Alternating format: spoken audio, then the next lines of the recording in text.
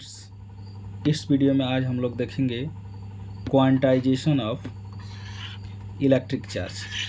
Quantization of electric charge कहने का अर्थ है कि किसी भी बॉडी का जो टोटल चार्ज होता है, अगर ये बॉडी हमने ले लिया ए, इसका जो भी टोटल चार्ज होगा, जो भी आपको क्यू, ये चार्ज जो है इलेक्ट्रॉन के चार्ज के इंटीग्रल मल्टीपल होगा, मतलब पूर्णांक गुणज होगा।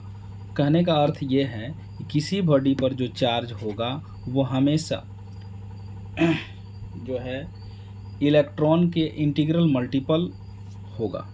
यानी 1 इलेक्ट्रॉन का चार्ज किसी बॉडी पर संभव है, 50 इलेक्ट्रॉन का चार्ज किसी बॉडी पर संभव है, 1.5 इलेक्ट्रॉन का चार्ज कभी भी किसी बॉडी पर नहीं हो सकता, 1.3 इलेक्ट्रॉन का चार्ज कभी भी किसी बॉडी पर नहीं हो सकता।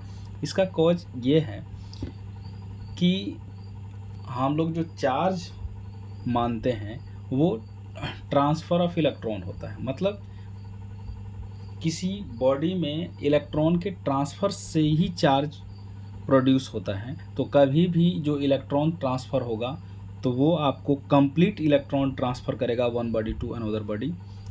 इसलिए जब भी किसी बॉडी पर चार्ज होता है वो इलेक्ट्रॉन के चार्ज का मल्टीपल होता है।